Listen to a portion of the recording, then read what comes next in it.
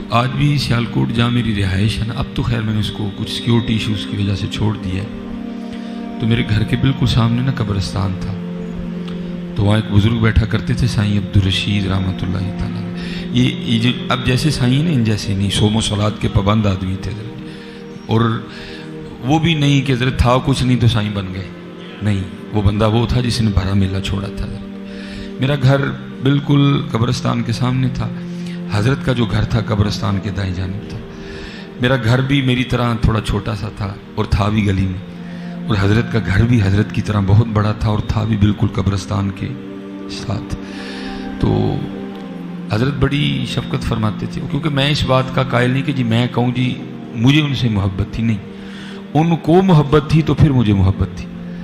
یہ لوگ اتنے تصرف والے ہوتے ہیں، اگر یہ نہ چاہیں تو کوئی ان سے محبت بھی نہیں کر سکتا۔ یہ جس کے لیے چاہتے ہیں وہی محبت کرتا ہے، جس کے لیے نہ چاہیں ان سے کوئی محبت نہیں کر سکتا۔ اس لیے میں نہیں کہوں گا جی مجھے محبت تھی، ان کو محبت تھی تو ان کی محبت کی وجہ سے پھر مجھے بھی محبت تھی۔ تو میں جب کبھی سیالکوٹ جاتا نا واپس مدرسے سے، تو میری زیادہ کوشش ہوتی تھی کہ میں حضرت کے پاس کچھ وقت گزاروں حضرت۔ تو میں نے حضرت سے بہت کچھ سیکھا، بس ایک بات ایسی سکھا گئی کہ میں کیا کہوں حضرت، کمال کر گئی جی، جاتے جاتے حق کی صحبت ادا فرما گئی حضرت۔ بالکل سردی تھی، میں گھر پہنچا، حضرت نے شاید مجھے جاتے ہوئے دیکھ لیا، تو آپ نے ایک بچہ بھیج کے نا مجھے بلوایا۔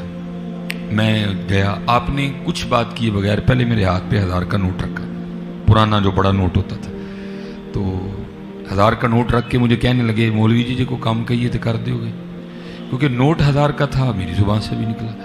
میں نے کہا حضرت آپ 1000 کام بتائیں، میں 1000 کر دوں گا۔ تو فرمانے لگے یار میں تو لاہور جا نہیں سکتا، تو آتا جاتا رہتا ہے، تو تیرے راستے میں ایک مزار پڑتا ہے بابا چھتڑی والی سرکار، تو وہاں ایک مجذوب بزرگ بیٹھے ہیں اور سردی بڑی ہے اور حضرت کے پاس اوڑھنے کو کچھ بھی نہیں ہے، تو اس طرح کرنا کہ میری طرف سے نا حضرت کو یہ ایک کمبل اڑا دینا۔ تو میں نے عرض کی میں حضور ہو جائے گا۔ ہم آئے، 1000 کا کمبل جی اس دور میں بھی نہیں آتا تھا، اب تو بالکل ہی نہیں آتا کیونکہ نیا پاکستان ہے، تو اب تو بالکل ہی نہیں آتا جی۔ تو ہم وہاں چلے گئے اسٹیشن کے پاس، وہاں ہم نے ایک خان سے بحث کر کے نا میں نے 1000 کا کمبل لے لیا۔ تو جب پیسے دینے لگا نا میں نے پھر کہا میں ہوں بھائی تم ہی حساب پا، تو 200 اور چھڑایا میں نے 800 میں کمبل لیا۔ ارادہ یہ تھا 200 جا کے حضرت کو واپس کروں گا، آپ ذرا خوش ہوں گے، دعا دیں گے۔ اب جب مدرسے میں کمبل لے آئے تو پھر خیال آیا بھائی یہ کون سا نیا ہے، اڑا گیا ہے، نجاست غلیظہ ہے، خفیفہ ہے، پتہ نہیں کیا ہے۔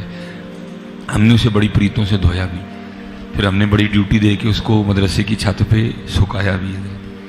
جب سوکھ گیا تو میں حضرت جی رکشے پہ بیٹھا اور بابا چھتڑی والی سرکار آ گئے، کمبل میرے ہاتھ میں تھا۔ اس وقت مزار پہ سوائے ایک بندے کے کوئی بھی نہیں تھا۔ عصر کے بعد آپ کو پتہ ہے بڑی گہما گہمی ہوتی ہے لاہور میں، تو اور بندہ وہ بھی سر جھکائے بیٹھا تھا خاموش، لیکن اس کی خاموشی میں بھی بڑا شور، جیسے وہ کہہ رہا ہو مولوی جی نو لبن آیا ہوں میں ہی ہوں۔ لیکن میں نے کہا نہیں بھائی خیال پہ نہیں جانا چاہیے، امانت ہے، خیانت نہ ہو جائے۔ میں نے مزار سے باہر آ کے 2-4 بندوں سے پوچھا میں یار اس مزار پہ کوئی مجذوب بزرگ بیٹھتے ہیں؟ انہوں نے کہا جی ہمیں اس بات کا کوئی علم نہیں ہے، کیونکہ مغرب کے بعد پھر واپسی تھی مدرسے میں، اب مجھے بات سمجھ کوئی نہیں آ رہی تھی۔ میں نے حضرت جی کمبل کھول کے نا میں نے حضرت کے کندھوں پہ اڑا دیا کہ چلو بولیں گے، پوچھیں گے بھائی کون ہے، کیوں کمبل میرے کندھوں پہ رکھ رہا ہے۔ میں نے تھوڑا سا انتظار کیا، وہ نہیں بولے ہیں، پھر میں نے اس طرح کر کے نا کمبل اس طرح کر دیا، پھر انتظار کیا حضرت کچھ بولیں گے، حضرت پھر نہیں بولے ہیں۔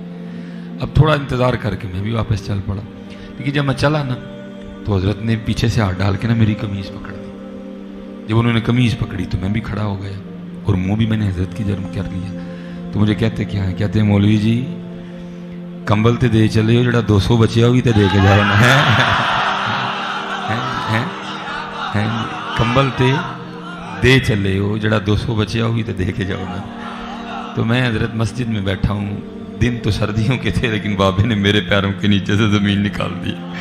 مجھے اس کو آپ پنجابی میں بولتے ہیں نا تریلی آنا، مجھے سارے وجود پہ جو ہے نا ہمارے خوف کے تریلی آ گئی۔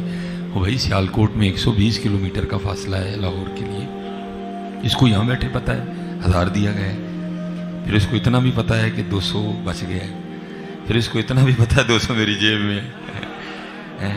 چاہیں تو اشاروں سے اپنی کایا ہی پلٹ دیں دنیا کی، یہ شان ہے خدمتگاروں کی، سرکار کا عالم کیا ہوگا۔ بھائی کتابوں میں بھی بڑی دلائل پڑھے تھے، میں نے تو وہاں سے سیکھا تھا، میں نے تو وہاں سے. مجھے احباب کہتے ہیں بھائی نہیں بچے درود پڑھتے آپ تقریر کیا کریں، لیکن کہتا ہے نہیں یار مجھ سے آگے بات ہی نہیں ہوتی کوئی. یہ تو بھائی غلاموں کا حال ہے. یہ ایسے اخبار الاخیار حضرت شیخ عبدالحق محدث دہلوی کی کتاب ہے. میں لب لباب میں کو 2-3 باتیں میں نے اور کرنی ہیں، وقت کو بھی میں نے مد نظر رکھنا ہے. اس میں بھی حضرت نے لکھا ہے، حضرت شاہ رکن عالم رحمۃ اللہ تعالیٰ علیہ کے والد سے وہ کو عالم دین ہوئے جن کا نام تھا مولانا ظہیر الدین لنگ. اور یہ بادشاہ وقت جو تھا نا وہ حضرت شاہ رکن عالم کا مرید تھا حضرت. تو یہ مولانا ظہیر الدین لنگ یہ صاحب تصنیف بزرگ ہوئے ہیں، عالم دین تھے. یہ کسی کام سے نا بادشاہ سے ملنے گئے، تو جو بادشاہ کو پتہ چلا نا کہ حضرت ملتان رہتے ہیں اور رہتے بھی حضرت شاہ رکن عالم کے محلے کے ہیں، تو وہ بادشاہ حضرت مولانا ظہیر الدین لنگ کو کہتا ہے حضرت آپ میرے شیخ کے محلے کے ہیں، تو آپ نے بھی میرے پیر و مرشد کی کو کرامت دیکھی ہے. تو مولانا ظہیر الدین لنگ فرماتے ہیں بھئی شیخ کی سب سے بڑی کرامت یہ ہے کہ جمعے میں رش بڑا ہوتا ہے، جمعے میں رش بڑا ہوتا ہے، فجر کی نماز کے بعد ہی لوگ آ جاتے ہیں آپ کے پاس جمعہ ادا کرنے کو. تو کیونکہ حضرت کی عمر تھوڑی ہے، میری عمر زیادہ ہے، تو ایک دن ایویں نا میرے دل میں تھوڑا سا حسد آ گیا. میں نے کہا یار یہ منڈا ہے، میں بابا ہوں، میرے کل آندہ کوئی نہیں، اتھ اٹھتا کوئی نہیں، یہ کیا مسئلہ ہے. میں نے کہا کچھ اس طرح کا کام کروں کہ لوگوں کے دلوں میں حضرت کی عزت کم ہو جائے، میری بڑھ جائے. مولانا ظہیر الدین لنگ بادشاہ کو سنا رہے ہیں. کہتے اس کے لیے میں نے فیصلہ کیا کہ بھری مجلس میں نا جمعے کے دن شاہ رکن عالم رحمۃ اللہ تعالیٰ سے کوئی اس طرح کا مسئلہ پوچھوں حضرت جواب نہ دے سکے تو سلسلہ ختم ہو جائے گا. کہتے میں جمعرات کی رات کو نا لائبریری چلا گیا، وہ ساری رات مسئلہ تلاش کرتا رہا. کہتے صبح مسئلہ مل گیا، صبح فجر کے قریب نا مسئلہ مل گیا. مسئلہ کیا ملا بھائی؟ پہلے ہے فرض، پھر ہے واجب، پھر ہے سنت مؤکدہ، پھر سنت غیر مؤکدہ. ہونا تو یہ چاہیے تھا کہ جو وضو ہے وہ فرض سے شروع ہوتا، لیکن وضو کی ابتدا سنتوں سے ہو رہی ہے. ہاتھ دھونا سنت، بسم اللہ سے ابتدا کرنا سنت، 3 بار دھونا سنت، مسواک کرنا سنت، غرغرہ کرنا سنت، ناک میں پانی چڑھانا سنت. ٹھیک ہے جی. پھر جا کے کہیں فرض کی باری آتی ہے. یہ کیا ہے جی؟ وضو فرض سے کیوں شروع نہیں ہو رہا، سنتوں سے کیوں شروع ہو رہا ہے؟ کہتے مسئلہ میں ڈھونڈ کے نا میں نے کہا چل ابھی فجر میں ٹائم ہے تھوڑا سا سو جاؤں. کہتے جیسے سویا نا خواب میں حضرت شاہ رکن عالم رحمۃ اللہ تعالیٰ علیہ حلوہ لے کے آ گئے اور فرمانے لگے مولوی جی ساری رات محنت کیتی ہے، تھک گئے ہو، لو حلوہ کھا لو. اخبار الاخیار، ٹھیک ہے جی، اخبار الاخیار. مولوی جی ساری رات بڑی محنت کیتی ہے، تھک گئے ہو، حلوہ کھاؤ ذرا تھکن لگتی. مولانا ظہیر الدین لنگ بادشاہ کو بتاتے ہیں میں نے حلوہ کھا لیا. ٹھیک ہے. کہتے جیسے حلوہ ختم ہوا تو آنکھ کھل گئی، لیکن منہ میٹھا تھا، لیکن دل میں حسد آ گیا.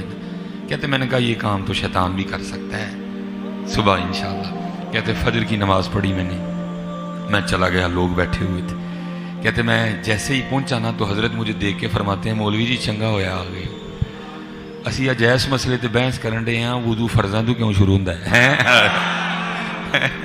کہتے میرے پیروں کے نیچے سے زمین لگ گئی، وہ میں پوچھنا آیا بابے ہونی پہلے تو سنڈے دے. بہرحال باقی پھر کبھی ہیں. یہ غلاموں کی شان ہے، یہ غلاموں کی شان ہے. تو آپ تصور کریں حضرت پھر سرکار کا عالم کیا